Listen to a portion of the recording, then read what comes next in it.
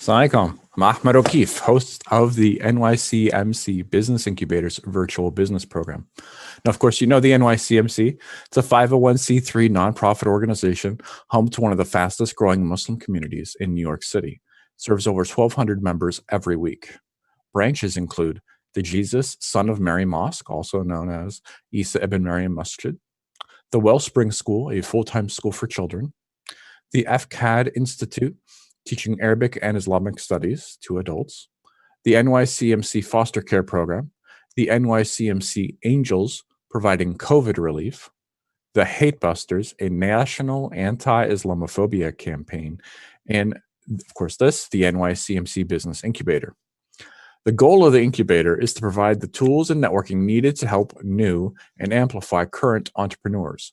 This virtual business program is designed to help us sharpen our skills in business knowledge. It is a 10-week program. Tonight is session 10. Tonight, I'm going to offer you as much interaction as possible. You are welcome to come join us on Zoom if you want to turn on your mics and have a conversation with me throughout the hour-long program. I welcome it. Anytime you want to say something, chime in and let me know. I will do my best to provide a digest, is what I was calling it. Like if you remember Reader's Digest, it's a sort of shortened, condensed version, trying to recap what we went over in the earlier sessions. And then I hope to talk to you all about your businesses, your thoughts on the program, things we could do to improve, things that you would like to see in the community, the desire, the need that we have as a community, how the incubator can support you. So I hope you join me here on Zoom. And if you're into YouTube, feel free to leave a comment. While I'm displaying the presentation, I have a hard time seeing any of the comments there, but we do have somebody who's going to help me out if there's any questions that come in. So again, please join us on Zoom if you can. So Bismillah. It's been a great 10-week program. We've had a lot of amazing speakers. I want to go over and acknowledge every one of them. Just briefly, and I'm going to try to keep this super brief so we're not rehashing too much of things that people might have already gone over. Of course, in the very first week, back at the end of October, we had Brother Shastri Mahadeo, who spoke a very good opening overview about you and your company. And I'm going to basically talk a little bit about each of these just so you know where to go look for it. These links are on YouTube still. And I would encourage you to go check them out. If you've had the email from us, you can go and find those programs and check them out because they are worth reviewing, a lot of them. The second speaker we had was Daniela Duca, who spoke on the topic of what's your story. And she went into a lot of detail about establishing a message and promise with your customers and using that to sort of build your brand and build your relationship with them in order to keep them as your customers and build your business over time with that relationship. Third was, I have only one here listed, Suraj Sohail and his partner. They were talking about Make It Right. They are Florida attorneys. They talked a bit about the importance of engaging attorneys, some of the pitfalls that might come up that are pretty commonplace. As I may have mentioned, then I'm also an attorney. I'm also a Florida attorney. I didn't pick them, but I'm very happy to know them and have them here with me. And I also, like them for a while, was doing small business counseling. So if we want to talk about anything related to that tonight, or experiences I've had, or things to look out for, I'd be happy to talk about that. But they were talking about their topic, Make It Right, getting your legal ducks in a row. Next was Brother Muhammad Buddha talking Get the Money. He was discussing fundraising and how to get the capital you need in order to successfully run your business. So I'd encourage you to check that out. There are some important details I'll touch on later during the digest. After that, we had Sister Nili Nasser Faruqi, Take Care of Yourself.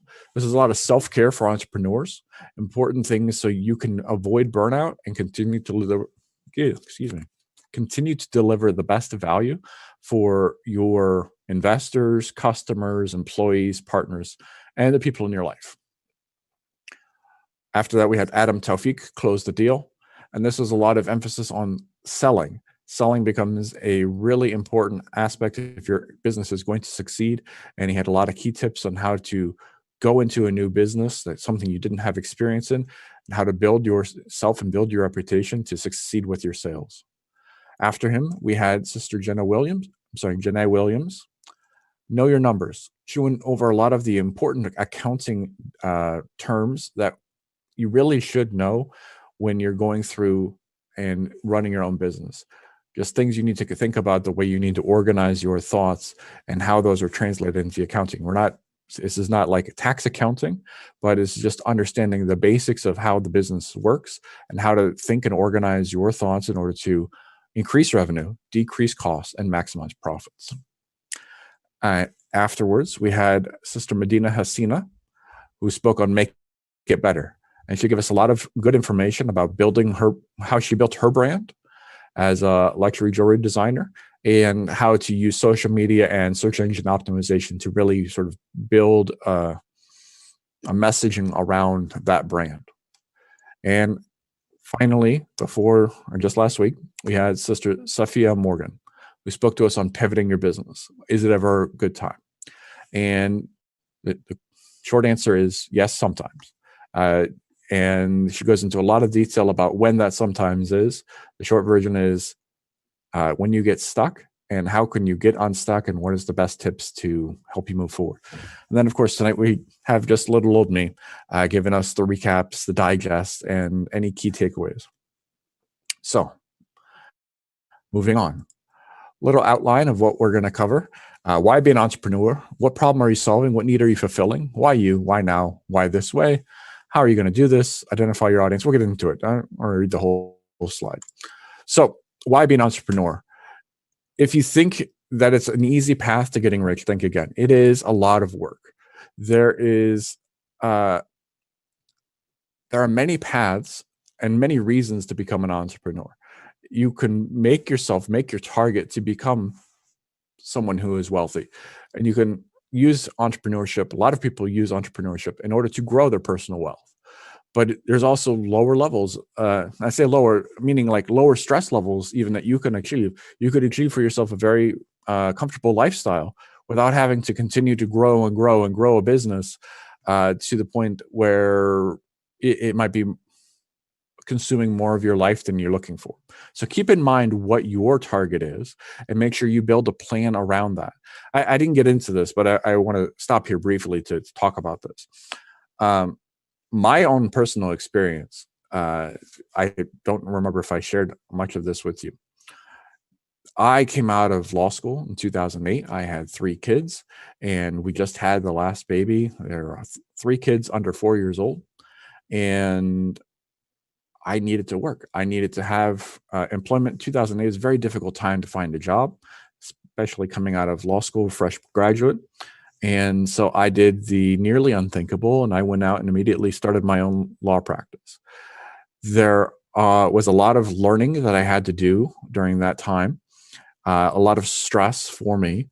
And my focus, my niche, as I went to talk about, what ultimately came down to helping small businesses and business owners protect their business, grow their business, things like that. But when I started for myself, my own company, I had no idea in mind what I was going to do. I was 27, 28 years old, and I had never created a business before. I had never been a lawyer before.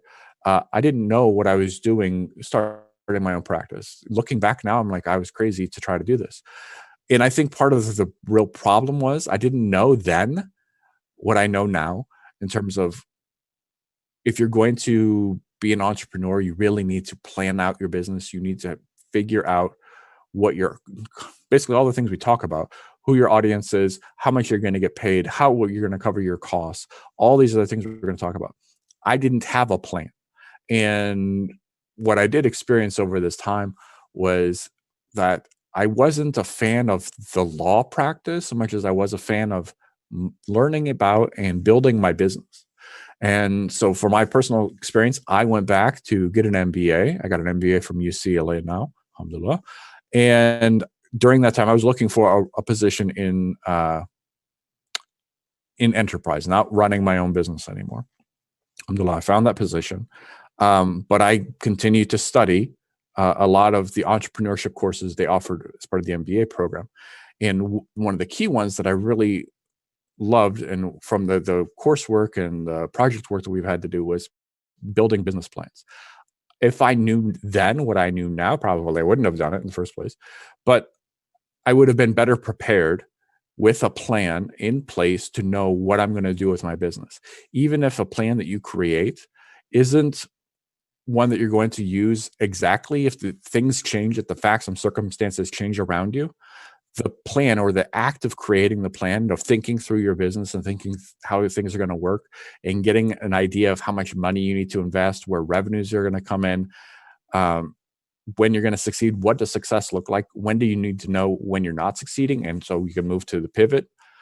Those are things you can figure out more easily if you've gone through the exercise of creating the plan. So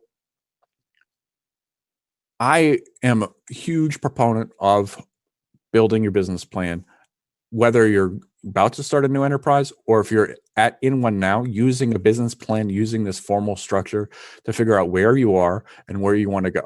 So as I talk about this and talk about some of these things, we're going to take that in that line. I want you to take the advice that we've received over the 9 weeks prior and bake that into your planning, that you're going to basically use that to make a better plan for yourself and your business.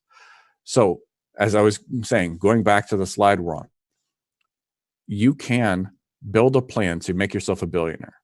You could build a plan to make yourself a millionaire. You could build a plan to make yourself just have a comfortable life.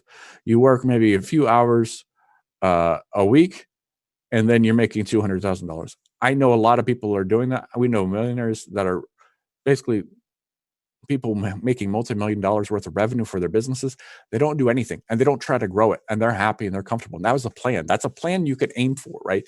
You can figure out, this is my target. This is the lifestyle I want to live.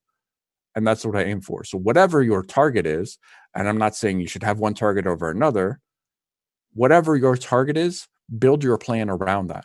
And bear in mind that there are a lot of things that make it hard to succeed. As we had one of our speakers present, the failure rates of new businesses are very high. 21% the first year, 30% by the second year, 50% by the fifth year, and 70% by the 10th year. It's only 30%, 3 out of 10, survive to the 10th year. What is it that caused their failure? We had some, again, from the presentation, some common things that came up. We're going to talk about some of these things, and it came up a lot in the program. Things we want you to review and put into your plan so that you are in these businesses, that minority of businesses that succeed, that live and survive long term. If you can't imagine doing anything else, let's go back. So it's really hard to succeed. And if we come and do our plans, for many people, and this was true for me as well, you might find that the amount that you have to put in once you've done the plan in order to achieve what your target is and what your risks are and what it's going to cost you, it might not be worth it for you. And maybe you want to go, like I did, to go pursue a job in enterprise. But there are people who can only imagine working for themselves, can only imagine building their business for themselves. And for you, you're the perfect entrepreneur, right? You are the person for whom this is key. And I hope you take these takeaways and build something to succeed. I think that's part of our goal. And I think the community that we're trying to build around entrepreneurs through the NYCMC Business Incubator is really the key to that. We are trying to build that community so we can support one another. We've already seen from the 9 weeks prior, 9 different entrepreneurs who have an interest in helping and sharing their knowledge with each other. There are people out there who can help you and as you grow and as you succeed. So if you are in this group that you can't imagine doing anything else, join either our group or other groups in your local area so that you can keep on the keys to success. So let's move on to the next item here. First thing, after you figured out, yes, I want to be an entrepreneur, What are you going to offer? What problem do you solve? What need do you fulfill? Why is it that you and your team are the right ones to fulfill this need? You will be asked. Why is the solution or the way you're fulfilling the need, why is that the right way? You need to be able to address this. Why is now the right time for your business? Why is right now the time that's right for your solution? You must have that in mind. There are lots of businesses that were the right idea at the wrong time, and don't want you to be one of them.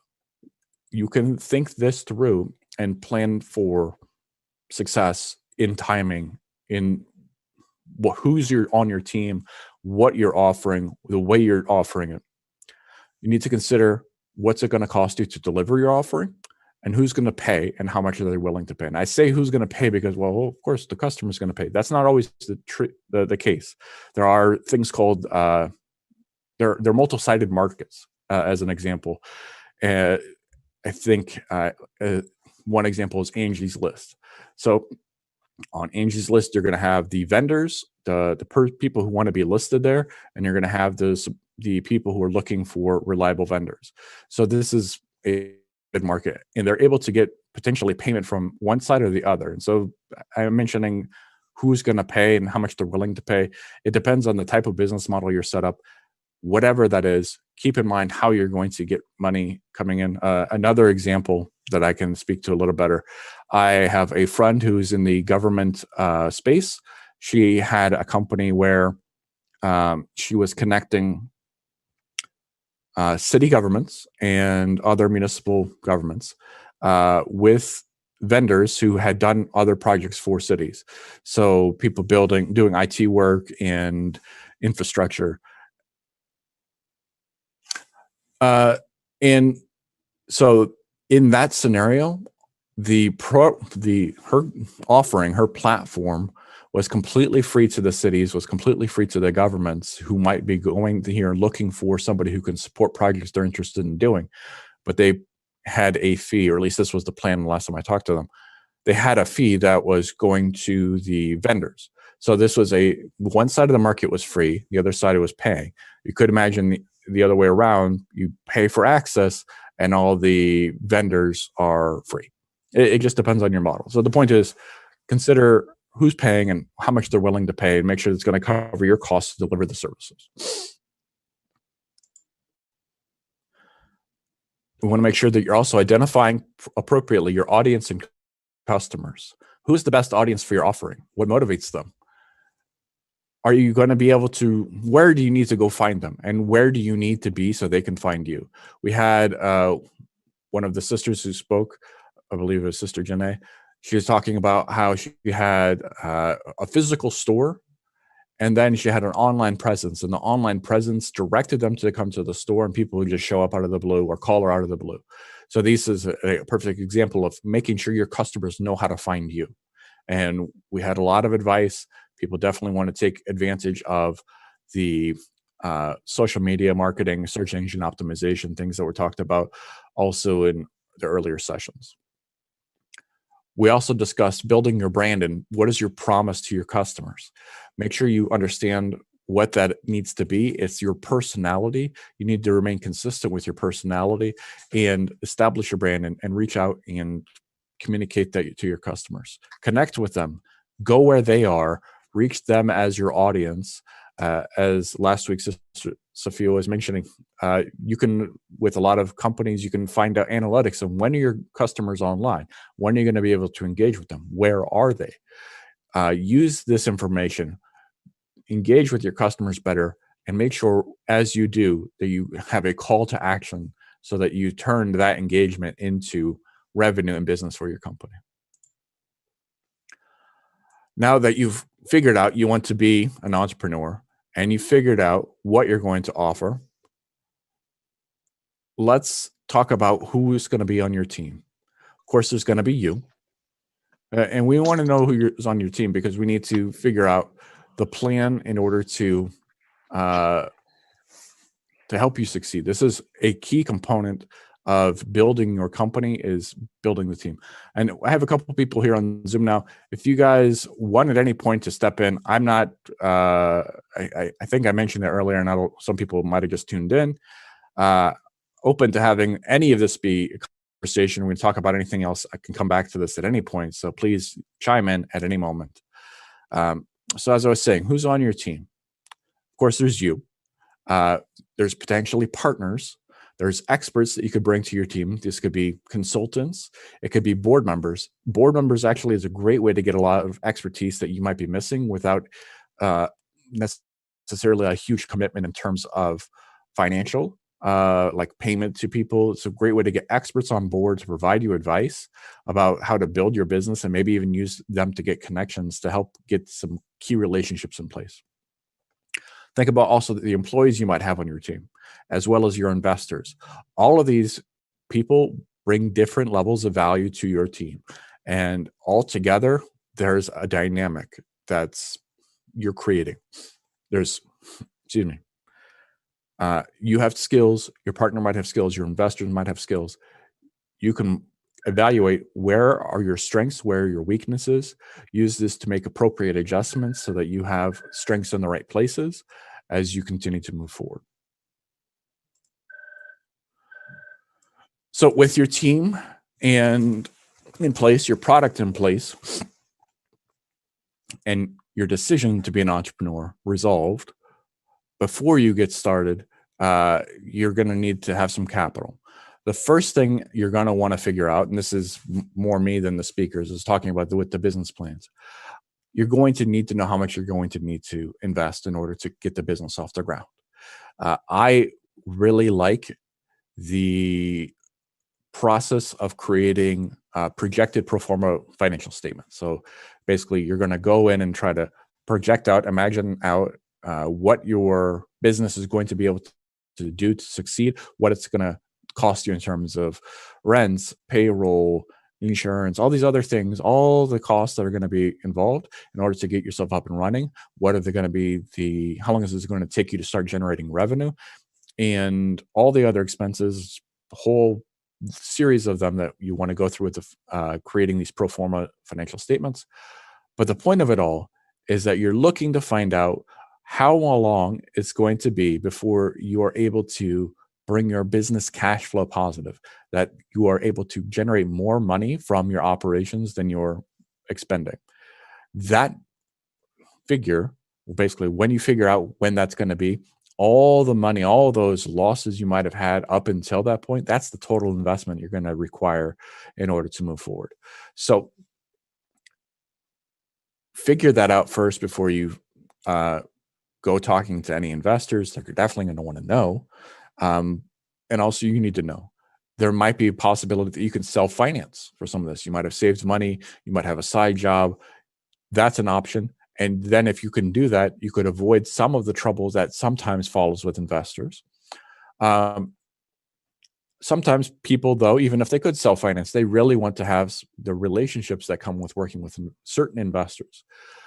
Good investors can save you in a time of trouble.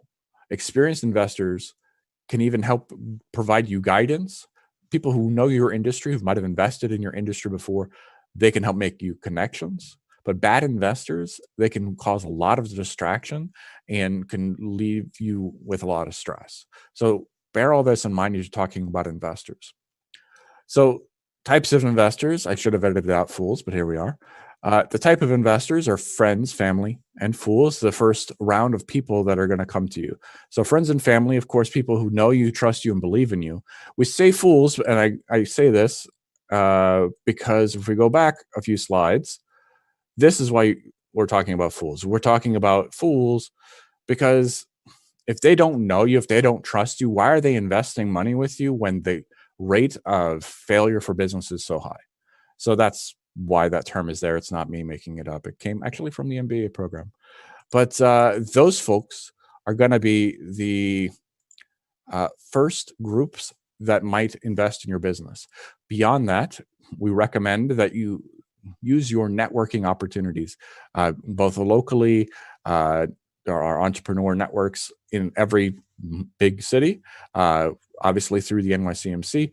use your network in general to reach to as many people as you can to find angel investors. Angel investors are, again, people who can be that beneficial investor who can provide you the guidance and direction that you might need or miss to help make those connections for you. It's a great thing to make connection with those investors. There's also the opportunity to talk to venture capitalists. There are a lot of programs, other accelerator programs that might try to introduce you to different investors. And those are things to consider. There are pitch competitions, things like that, that maybe you could become involved with, put your business in front of other investors, people who might be interested in seeing your business get to the next level and being a part of it. So those are people to talk to. I would also mention that a lot of businesses end up with debt financing. There's obviously within the Muslim community a lot of controversy around debt financing. The concern, of course, is that riba being involved in financing would make the transaction impermissible. We did have our brother who talked about getting invested. He mentioned some halal investment models, low debt models, or perhaps not debt models, but the emulated debt model that exists that are Islamically approved. I would encourage you to go back and check that discussion out. I know he didn't say he's an expert in it. I'm not an expert in it. And not all of them may apply to your business type, but it is another option to move forward, move your business forward. If you can't get people who are willing to invest for equity, you might be able to get someone who will lend you money, and encourage you to seek out the halal method. So now that you've got your resolve in place, I'm going to move forward. I have my offering, I have my team, I have my money. Before you invest any money, make sure, even your own money, make sure that you get in place a plan to protect yourself.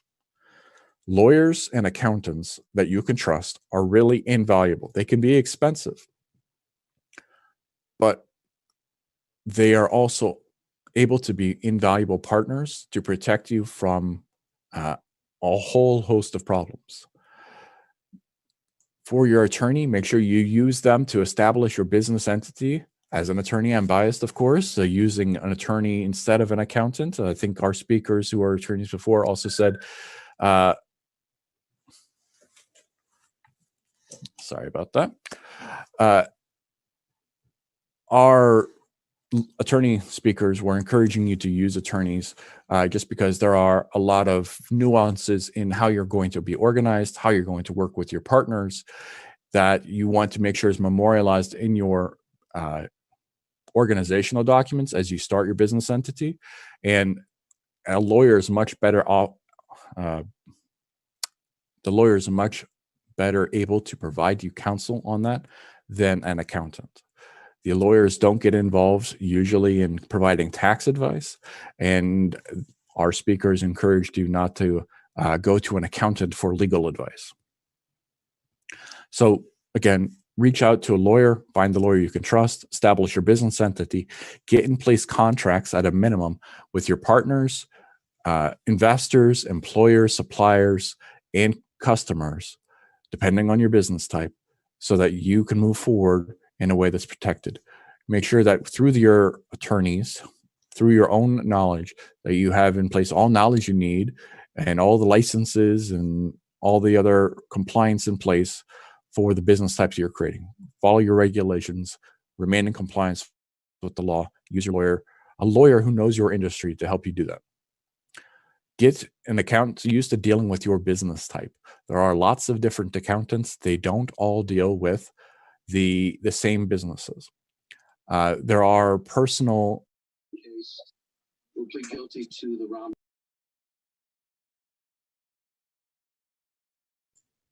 Sorry, somehow I got muted there. There are, as I was saying, there are different kinds of accountants. There are business accountants and there are personal tax preparing accountants. I would caution you against using someone who doesn't know your business type, isn't as familiar working with small businesses or working with a business at your level, uh, because it's just not in their wheelhouse, particularly the personal tax preparers, to help you with the business accounting. It might be that the same schedules apply depending on how you're filing your taxes, but the advice and the uh, exposure to relevant areas of tax law and tax advice, you're just better off working with somebody who has some knowledge and experience working with businesses. Um, it is also possible with an accountant that they may be able to provide you advice beyond just talking about taxes. There is a whole level of accounting in businesses and how you can use that to strategically organize yourself.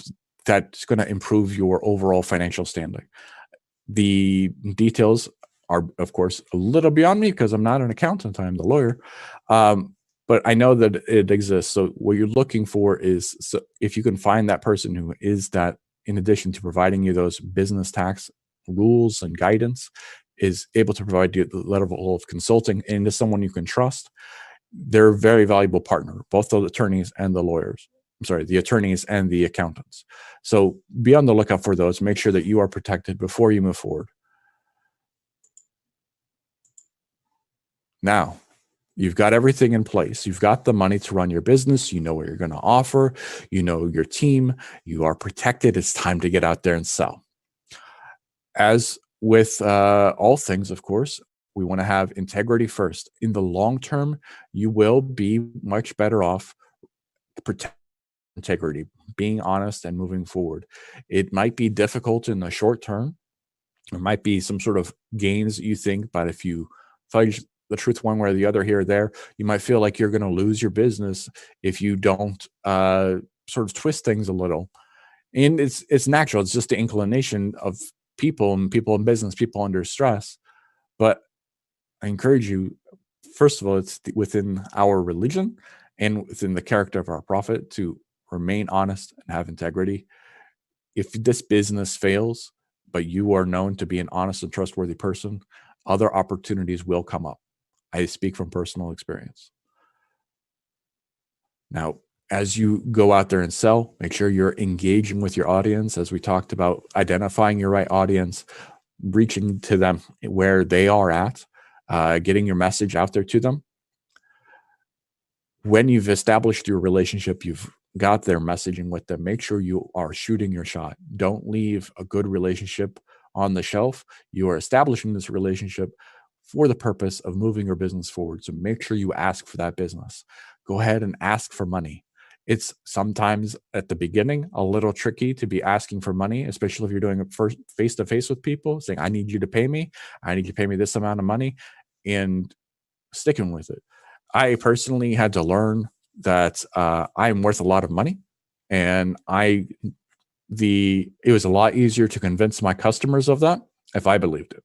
When I believed it, I didn't have a hard time selling my services or justifying my fees anymore. And the same thing is going to apply to you, I believe. So shoot your shot, always be closing. Make sure that you're in that mindset that you are moving your business forward. You're not here as a charity. This is an enterprise. You are trying to make money. So always be going for that. If it doesn't work at first, have resilience, be patient. As the brother who presented on sales shared with us, 2% of sales come from the first contact, 5% by the third contact, 80% by the 5th to 12th contact. So we bring this up again because, especially with a new business and just in general in sales, it's not always immediate success. You might have an amazing offering, but you don't see the immediate traction. Doesn't mean that the offering isn't working. It just might need some tweaking on your sales approach, and it just might require patience. One good thing to do in this situation is talk to your customers, talk to the customers you got, talk to the potential customers you can have. I know when we talked about establishing your promise, that Sister Danielle, who spoke on that, She talked a lot about how they would engage in customer service to understand how the customer was engaging with the business, engaging with the product, how they thought. These are things that you need to do in order to understand your audience. And that's part of engaging with them. It will help you succeed in your sales. As you continue to move forward, life is stressful and so is business. So you got to make sure you manage your own stress. The sister last week, Sister Sophia, she mentioned this, and I liked it when she said it. She said, if you're working hard in your business, you're doing that for yourself. When you are the CEO, you have to work smart. And the reason why is because you've made a bunch of promises. You've promised your customers, you've promised your investors, you've promised your employees, your partners, that you are going to be moving forward and consistent with this business. So you cannot afford to not manage yourself, not manage your own stress. You have to be smart, work smart in order to keep that under control. And remember, it's okay to take a break. You're not slacking off if you're taking a break in order to continue moving forward. So just keep that in mind. If you are having difficulty figuring out how to do that, revisit Sister Nili's presentation. She gave a lot of direct practical tips on how to manage stress, including just taking a deep breath and holding it for a second. I think that's what it was. Let it out. You feel good? Inshallah, check out the video for the rest. Now, if you get to a point where you are stymied with your business, you are unable to figure out what to do to move forward, it's okay to pivot. It's okay to change your mind. You need to not get so stuck on the costs that you've already incurred and worrying about them and worrying about how you could possibly recover, to not walk away from them when the time is right.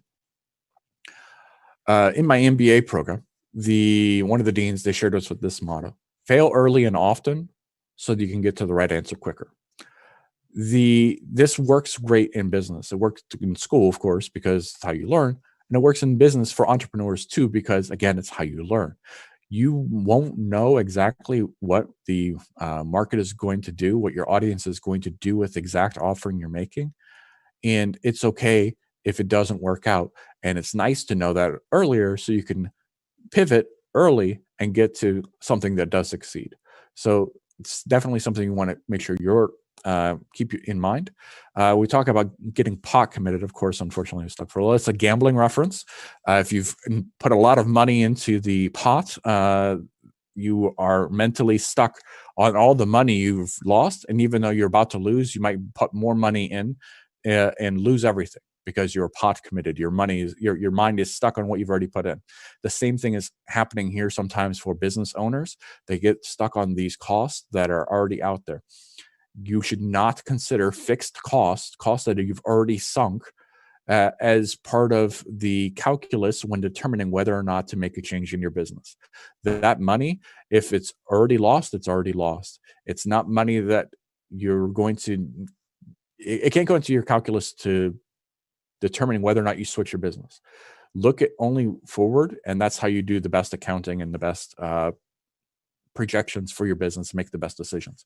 If you don't know what's happening to your business, if you don't know why am I not succeeding, talk to the people who are closest to you. Talk to your customers, as we just talked about. Talk to your employees. They might have great ideas. Talk to your investors, particularly those good and experienced investors. They'll have some insights for you. Now, bear in mind, though, that all these people are not necessarily sharing your perspective. You are able to add their perspective, though, to your perspective. And from that, evaluate things in a new light and make a better decision moving forward. I say this because investors are going to want you to do a certain thing, and that may or may not be right for the business. Employees, similarly, may or may not have something that's right for the business. Customers, they might, depending on the feedback you get from customers, they might lead you down a pigeonhole. As an example, if you are offering a certain software solution and you have customers in one category and customers in another category, customers in one category might want you to create a specific solution for them that'll make a better offer or make the product better for them. But it might be the wrong thing to build. It might be that, yes, you might be a better offering for that customer or that group of customers, but that part of your market or part of what you're trying to target is so small, and the addressable market, the amount of people that you can engage with as customers there is so small that what you really need to do is pay more attention to those people who are not as happy with your product and figure out what's wrong there and move there. So you might have, by listening to current customers instead of the prospective customer or the target customer, you could make a mistake. It's just an example. The point is, as you're considering what's going on, take this feedback in, add it to that perspective to your own.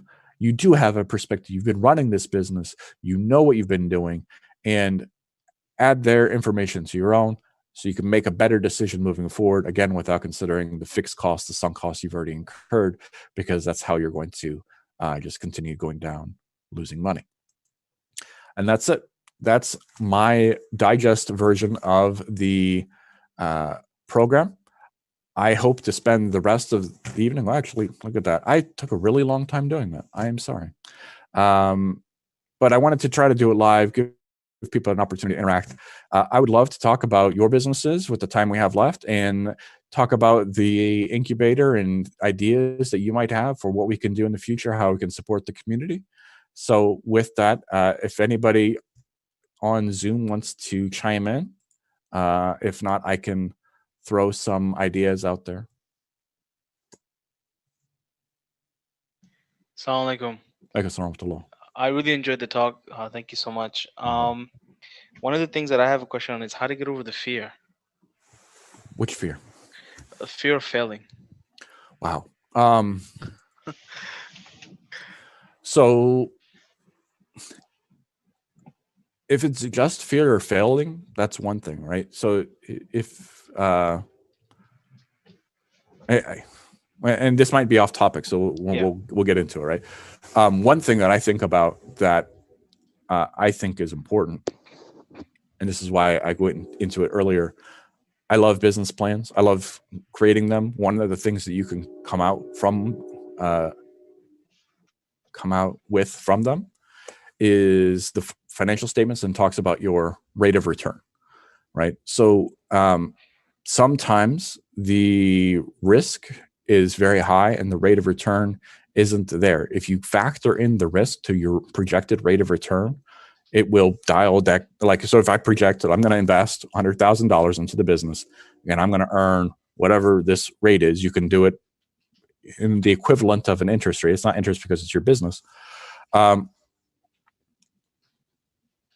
You are able to say, this is the amount of money, but then I have a 35% chance of failure or 10% chance I'm going to do even better. You can do all that to factor it in. That at least helps you understand what the value of your investment is. If you factor in your time, the wages you would earn doing other things, that's one thing. So it's providing you, allowing you to look at information to sort of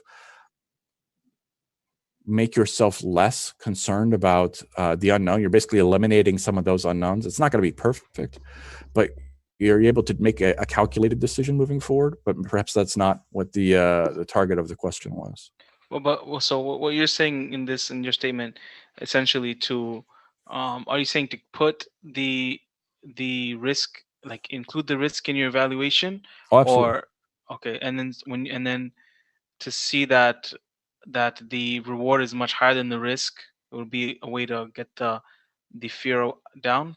That would be the hope. Or also, it could validate the fear. It could be that you think this is a great idea, but you can't see how, like, as you go through it, you're able to, the exercise of thinking it through. Like, a lot of time for me, fear is, I don't know what's going to happen. I don't know that it's going to succeed. I don't know it's not going to succeed. Or I don't know that I'm going to be missing an opportunity. And that's why I'm sort of left in ambiguity and uncertainty, because I can't know these things. But the exercise of thinking it through, of identifying the risks and assigning some value to them, you might come back and say, no, really, I shouldn't do this. I mean, my rate of return, when I adjust it for risk, it doesn't make sense. My money would be better spent somewhere else. So I think, I mean, that's how I take fear, but if there's something else or if there's something more specific that you want to address. No, that helped a lot actually. Yeah. To kind of talk to somebody about it, and then have like a proper mindset moving forward. I think also I like the business plan because it allows you to, as you were saying, you can talk to somebody else about it. When you have it formally written up and you've organized your thoughts in this way, you're able to more easily identify and talk to people who might know better. So whether you're talking to a friend or somebody who else is in the industry, if you have this information at your fingertips, you've already gone through the process of thinking through this, you're at least able to have a better conversation. So I think it also helps, that will help alleviate the fear. That's my thought. That's a good point. Thank you so much.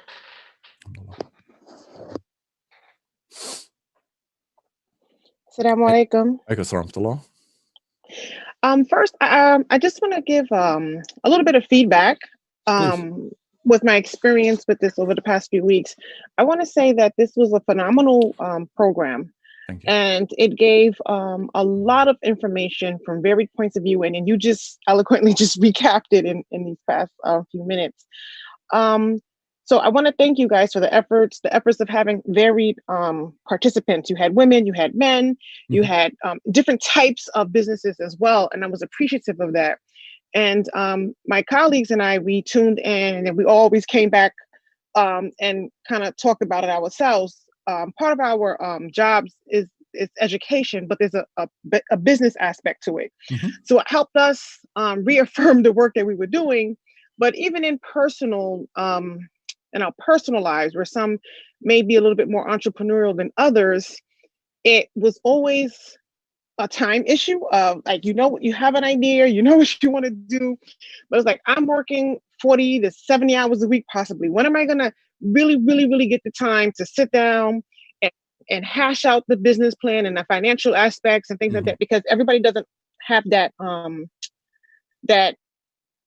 understanding, especially when it comes to the money. And I think that's it's the most important thing besides the idea. But knowing projections, most people don't go to school and major in finance and accounting or continue to law. They probably major in more general general studies, history, English, things like that. So it can be a little difficult to think about, and when you're trying to figure out like really what's what. But like I said, this was an eye opener, and the brother who just spoke, he's touch on that further. What could we do to make that better? What might we be able to do as a program to help and alleviate that? What I'm thinking is really what I was saying initially, is that the time for someone to kind of stop, and then it also goes to, it may not be a fear thing, but it's like, how do I know when it's right to start? Like, how do I leave my job? How do I leave what I've been doing, what I know, what I'm comfortable with, and say, this is it, and take the first step? So it kind of touched on a little bit what the brother was saying before. It may not be fear, but it's like, how do I stop what I know and go into the unknown without really any surety? So I think it can create fear for people. And you answered the question really well, but I think for a lot of people, even though they may be entrepreneurial in their spirit, they may have a wonderful idea, and they may even gone and have done all this work. I think it gets to a point as so when you're talking about how to do those things, is how to help a person understand when they can or should go. And then maybe also helping with some of the financial aspects of understanding numbers. It took me 5 years to really understand budgeting, profit and loss, projections. It's not something that you really taught in undergraduate or graduate unless you really were some kind of a business major. Right. But I would say, in moving forward, if you want to regroup people who really are serious and moving forward with it, maybe helping them. Because if you just start, giving all these classes, some people will start and then they were like, oh, that's not really for me. And then you kind of like lose out on a lot of people. But I think if you can find a really good people who already maybe in the process, and now they're at that point of trying to understand numbers and projections, I think that would be a good group to kind of work with if you wanted to move forward in that end. But all in all, it was opening. It was refreshing to know that the work that for me and my team that we were doing was aligned with a lot of what they were doing. And also in thinking about it, you had in the varied participants that you had, I would listen to some of the brothers, and they were like really, really like high risk takers. Right. And we're not really always trained that way. And we may not always be supported either, especially for women. They're not going to always, be supported in taking, a really, really high risk with certain things.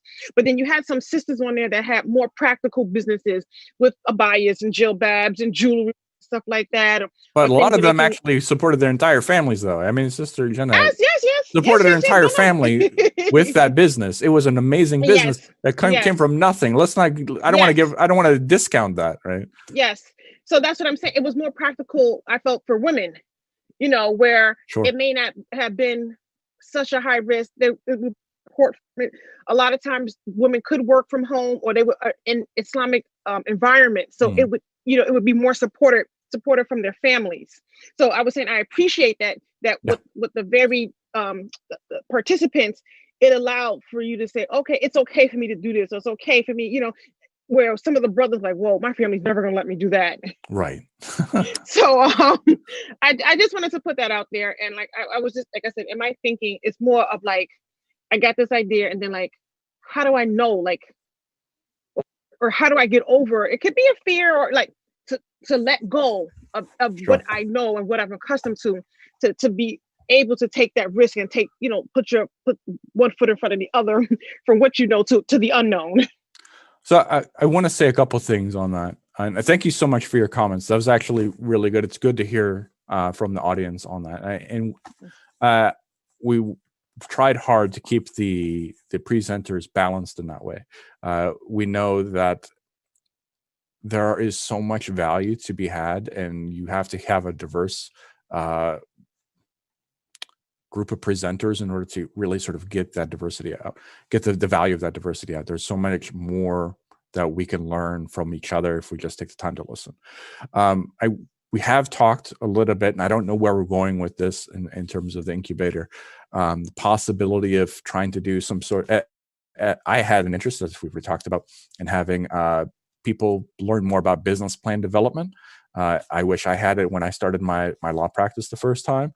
And it's, I think, something really valuable. It's a skill that takes time to learn. It's daunting at the start, but really you can fill in the gaps once you figure that out. But it helps you create a common language. So that's definitely one of the things that I just wanted to address from what you were saying. So thank you for that. You're quite welcome. The other thing that came up, for some people who are trying to make the decision about whether or not they are going to go into this, as I mentioned, failing early and often, I personally try to follow that, but I try to follow it in business, whether even in the enterprise level or in my own businesses, with small bites. Besides being an attorney, I've also invested in real estate. I was an Amazon reseller for a while. I took these things in small bites. I was able to test the waters. What can I actually sell? What can I, with Amazon, what could I sell? What was it going to cost me? What's the time commitment going to be? Things like that. And so I was sort of able to get over the fear by just having small commitments, both in terms of time and money. So that was helpful if the business fits that. And similarly, I had to do something like that with real estate. I bought a house on a credit card, and alhamdulillah, I paid it back right away. But the point is still that I bought a house on a credit card, and everybody thought I was insane. I've been dying for months and months to tell people about this niche of real estate that I found. And nobody was giving me their money. Nobody was like really that interested until I bought the house on the credit card. Now everybody wants to give me their money. And so it's just, you sort of have to find a way to make these small experiments. I think that helps overcome some of this uncertainty of what you're doing. And if you can see success in the first steps, if the business allows itself for that, then it's going to help you move forward with taking a step away from your full-time job into the business. There's when people think of business, even when you guys started this, there was like a deficit thinking of, these businesses fail and this amount of, so it seems like, okay, why would I go and go from what I know is secure to insecure, and then you're going to tell me it's going to flop? The possibility is high, that's going to flop. It's the reality, yes. But I think maybe there's some psychology or some work that needs to go in where people feel a lot more confident that this is, what they're going to do, what the understanding that, yes, there's a high possibility that it could fail. But I'm just not thinking from the deficit part, but just thinking about, how to plan for it, how to plan when you start to see this. How do you plan? And I think maybe somebody or people would be more willing to do that if they say, okay, well, the possibility, of failing because of this is this. So what do we do? What is the plan for that if this happens? And I think if people maybe had that plan as opposed to, 90% of businesses fail, and it seems very. I'm never like, why would I waste my time and like I said, go from the known to the unknown, or what I think is fairly certain, to this level of uncertainty, and then for it to flop in years, and then it's like, what did I do? All my time, it was, went to this and it was wasted. So I'm thinking, maybe in our mindset of what we're thinking about, with business. And I do like what you said in small chunks. I think that's important as well. Yeah. You can build up, make a plan to build up, because then maybe if you started small, as you go a little bit bigger and bigger, even if you have to drop back down a little bit and maybe not to zero, it won't be as devastating. Yes, absolutely. Thank you. I just wanted to add one thing. Please. I appreciate the sister's comment very much. And one thing I was thinking, she mentioned actually right now that a person may be worried that their time may be wasted. Like so far I'm trying to start a small business, and so far I don't feel like my time has been wasted. Even if it's a flop, I've learned a lot. Just the learning aspect of it was I think was very valuable to me. And I think many people should also understand that growth is something that you can't put a price to. I think that's part of what we've tried to do with this 10-week program, is to sort of bring the issues up to mind for people. Because what we've talked about, when I went over in the presentation, like I've started again with the 70% by 10 years fail, but it also talks about in that presentation, says these are the top 5 reasons why. And we've talked about a lot of them: not finding your market, not addressing your competition, not getting your financing in order. We talked about a lot of those. We want to bring these issues up because that's how we're going to sort of raise the education level and sort of get the potential entrepreneur's mind rolling for this. I think that's the goal anyway. I mean, it was great overall. So, alhamdulillah. Thank you. Yes, I agree. I don't know of anyone that gave this amount or this wealth of information to the general public and for free. I haven't, the only other person I know is Salman Khan, who does his Khan Academy. Sure. And you can get that for free. But what I'm saying is that the wealth of knowledge that came from all of these varied entrepreneurs in different ways, and like I said, male and female, younger and older, I've never seen anything. And that's why I truly, appreciated, the efforts here. Alhamdulillah. Please.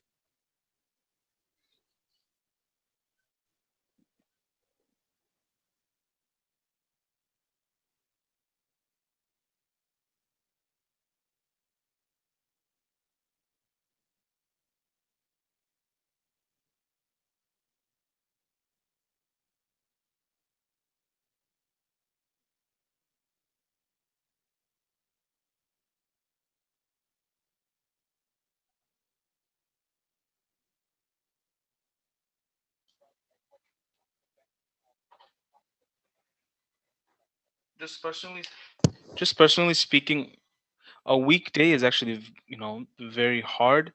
At the end of a day, you kind of forget that, oh crap, 6 o'clock, I have to be home and I have to get this done. So I think maybe the timing is a little tough. In terms of the urgency to the audience, to get them to to feel the importance. I would say definitely target people that are interested in businesses. Just I guess marketing or getting the idea out there. I've spread this information to all of my friends, and I don't actually think anybody has participated. Even though few of them have their own businesses and few of them are starting businesses, I don't think they saw like an advertisement, to explain what the course is going to be about will be very helpful. Like a video advertisement, more so than, or just having an exclusively on paper text or advertisement. That way, a video advertisement saying this is what we're going to talk about, and and I think that'll bring a lot of value to these people. For me, like, well, brother, you know my role, and I'm very influential over my staff. So I had, my immediate staff watch, because we knew, like I said, there's a business side to our jobs, and actually, as I was saying, it made us feel good because I felt like we were on the right path with a lot of the things that we were doing. And even in speaking with you, I had expressed that, I'm always frustrated because we're not at the level where we need to be. And it's for varied reasons, COVID, just things that happen. But just listening to it, I just felt like it made us feel like we were on a really good track, and that the mindset that we had was indeed gonna, inshallah, bring us much more success. I remember when I saw the, I don't remember if there was a video to the flyer or not, but when I saw it, I was immediately drawn to it. And I agree with the brother that I guess we just have to target and market to the people who really need it. I know it was given out, and if you were on an NYCMC mailing list and things like that, but maybe it could have been more strategically targeted to people who really, but I don't know how you would do that based, because you're really just a community organization. I don't know how you could have like really gotten people, except that, like you told me, and I have my family watch it. And even though they may not have been able to attend live, this, like, sometimes I couldn't attend live. I like that it was recorded and I can always go back to it. And I also, brother, I just want to also remind you, I like that you kept emailing me, because I kept saying, oh yes, I got to be back home. Oh yes, it's going to start now. Oh yes. I appreciated that. Maybe other people may not, but I appreciated the constant reminders. And for me, like I said, I probably would not prefer for it to be on a weekend, but it didn't matter when it was, because I knew it was recorded and I can go back to it. So even though you may not have people, the numbers that you wanted live, the mere fact that it's here and somebody could go back to this is important as well, because our live, from week to week, things happen. So even if you couldn't really attend it live and maybe get your question or something answered, the mere fact, like I said, you can always go back to it, listen to it, take notes, or if there was something that you missed while the person was speaking, you could go back, listen, take notes, because that's what I did. And then, like I said, you could encourage the groups, if people came together as groups to communicate amongst themselves, see where they are in regards to this. How could they be better, something like that. So in terms of like how to target or market to a specific group, unless you know that group or those people, it was really hard. I know, like, for example, the expansion project, you guys are every time I go to play a game on my phone, I'm getting an NYCMC thing, and it's driving me insane. And I'm saying that maybe if you have more outreach like that, but then again, do you want to put money into that for a program that's free? I don't know, so that's just something to think about.